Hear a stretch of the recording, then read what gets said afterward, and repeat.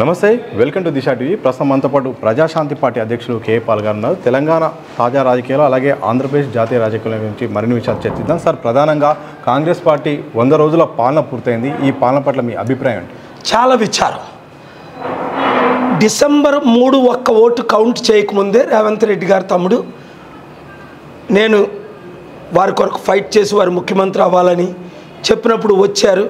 చాలా సిన్సియర్గా మరలా డిసెంబర్ 13ని ఇంటికి వెళ్ళాను, పిలిస్తే సెక్రటరియట్కి వెళ్ళాను, జనవరి 29 ఫిబ్రవరి అసెంబ్లీకి వెళ్ళాను.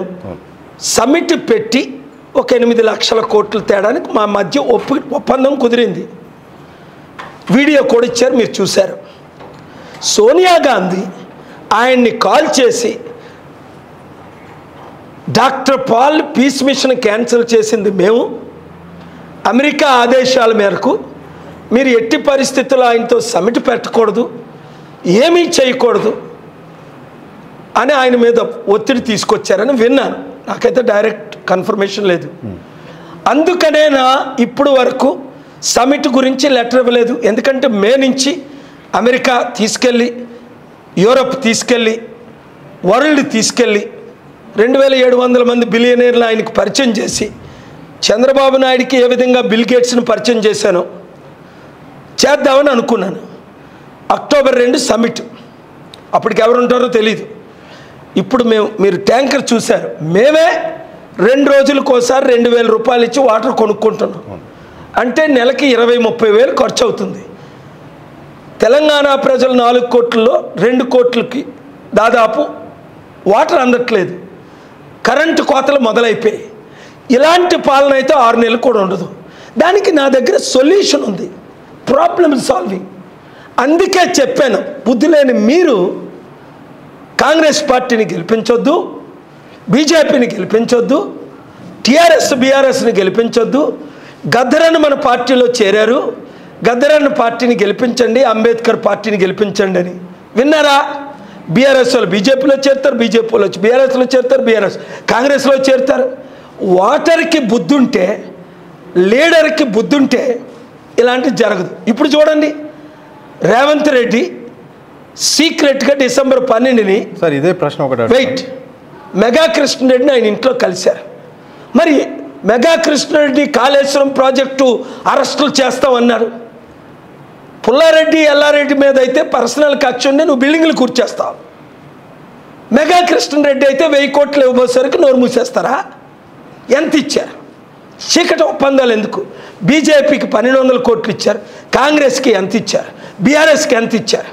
1,10,000 కోట్లు కాళేశ్వరం ప్రాజెక్టు, కానీ 60,000 కోట్లు మిగిలిందని పార్థసారథి రెడ్డి ఎంత ఇచ్చాడు? చూడండి, మీరు లిస్ట్ చూడండి. 25 మంది హైదరాబాదు ఈ ఫార్మస్యూటికల్ వాళ్ళు, ఐటీ వాళ్ళు, బీజేపీకి 1200 కోట్లు, బీఆర్ఎస్కి 300 కోట్లు, దేశంలో కాంగ్రెస్ పార్టీకి 2000 కోట్లు. ఇప్పుడైనా అర్థమైంది. పవన్ కళ్యాణ్కి 40 కోట్లు. ఇది వైట్ మనీ. బ్లాక్ మనీ 8,000 కోట్లు ఇస్తున్నారు. ఒక్కడిని విడిచిపెట్టను, గుండె గీసేస్తా. మోదీ గారినే విడిచిపెట్టకుండా స్టీల్ ప్లాంట్ అదానికి అమ్ముతుంటే ఈ వారం నేను ఆపా. ఆంధ్రప్రదేశ్ హైకోర్టు మోదీ గవర్నమెంట్కి, స్టేట్ గవర్నమెంట్కి, జగన్ గవర్నమెంట్కి స్టీల్ ప్లాంట్కి నోటీసులు పంపించారు. స్టీల్ ప్లాంట్ అమ్మడానికి వీళ్ళ 8 లక్షల కోట్లు అదానికి అమ్ముతుంటే, అదానీ కొంటుంటే అదానికి గుండె గీసి 8 లక్షల కోట్లు లాస్ తీసుకొచ్చాను లాస్ట్ ఇయర్.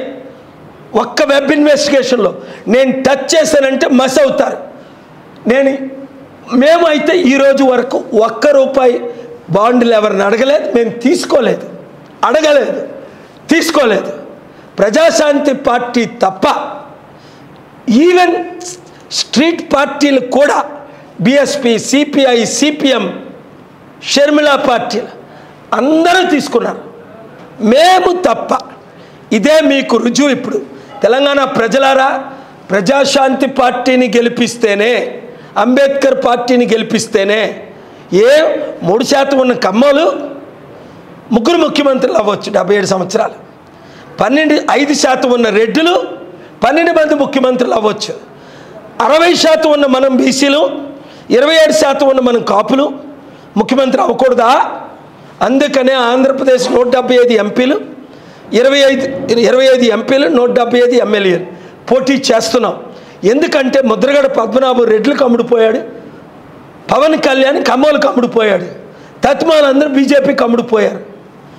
నేను అమిత్ షా గారు నా మిత్రులు కనుక లక్షల కోట్లు ఇన్వెస్ట్మెంట్ ఇస్తున్నాను కంట్రీకి.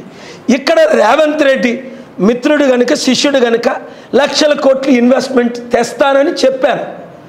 నువ్వు సోనియా గాంధీ మాటలు వింటావా? తెలంగాణను సర్వనాశనం చేస్తావా? ఆంధ్రప్రదేశ్ని సర్వనాశనం చేస్తావా రేవంత్ రెడ్డి? లేదా ఒక నాయకుడిలాగా నిలబడి బెస్ట్ సీఎం అనిపించుకుంటావా?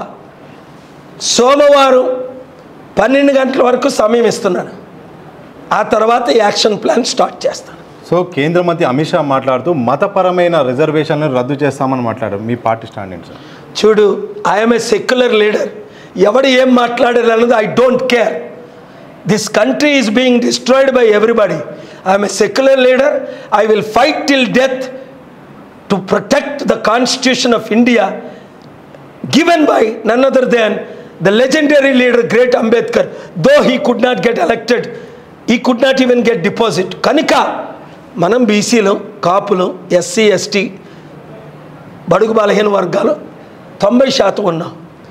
నేను విశాఖపట్నం ఎంపీ అయితేనే దేశంలో అమిత్ షా ప్రధానమంత్రి అయినా, నేను డిప్యూటీ అయినా, ఫారెన్ మినిస్టర్ అయినా ఓకే. ఎందుకంటే నా సంబంధాలు, నేనంటే అమిత్ షా గారికి గౌరవం, రూపాల గారికి గౌరవం. ఇన్వెస్ట్మెంట్ తేని ఎవరైనా, ఇప్పుడు మోదీ అన్ని పాలసీలో ఫెయిల్ అయిపోయాడు. ఎందుకు? మీకు కారణాలు తెలుసు. కనుక I love my country. I will solve the problems of my country.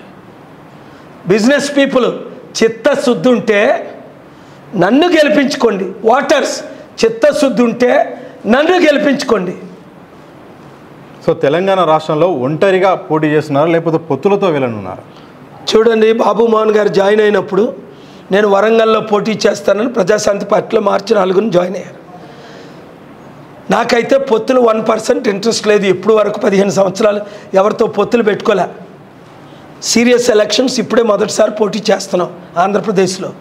Telangana విషయం 2-3 రోజుల్లో నిర్ణయం తీసుకుంటాం. బాబు మోహన్ గారు అయితే కాంగ్రెస్ సీట్ మనకు వదిలేసిన, బీఆర్ఎస్ వదిలేసిన, తత్మా 16 సీట్లు వాళ్ళు గెలిపిద్దామని మార్నింగ్ కూడా మాట్లాడారు. చూద్దాం, పరిస్థితులు బట్టి ఆలోచిద్దాం. మనకైతే 50-60% ఓట్ బ్యాంక్ ఉందని అందరికీ తెలుసు. బడుగు బలహీన వర్గాలు vote bank. Let us decide. ఇప్పుడు కాకపోతే 6 నెలల తర్వాత మళ్ళీ ఎలక్షన్స్ రావచ్చు ఇక్కడే, ఇదే తెలంగాణలో. ఎందుకు? మంచినీళ్ళు ఇవ్వనోళ్ళు, కరెంట్ ఇవ్వనోళ్ళు, 6 గ్యారెంటీలు చేయనోళ్ళు బీజేపీ, బీఆర్ఎస్, కాంగ్రెస్ కొట్టుకుంటారు. ఢిల్లీలో వితిన్ 1 ఇయర్ కేజ్రీవాల్ 32తో సీఎం అయ్యాడు. ఆంధ్రప్రదేశ్లో 24తో, కర్ణాటకలో 24తో కుమారస్వామి సీఎం అయ్యాడు. మరలా ఎలక్షన్స్ వస్తే నేనే సీఎం అవుతాను. అది ఆంధ్రాలోనా తెలంగాణలోనా ఎంపీ అయి ప్రధానమంత్రి ఏది అన్నది దేనికైనా సిద్ధం. ప్రజలు ఓటేసుకొని గెలిపించుకుంటే గెలుస్తాం. ప్రజలు 5,000, 5 లక్షలు తీసుకొని ఓటు అమ్ముకుంటే నష్టపోయేది వాళ్ళే. Thank you very much. Thank you sir. మొత్తంగా ఇది ప్రజాశాంతి పార్టీ అధ్యక్షులు కేఏ పాల్ గారి యొక్క ఇంటర్వ్యూ. మరో ఇంటర్వ్యూతో మళ్ళీ వెళ్దాం. చూస్తూనే ఉండండి దిశా టీవీ.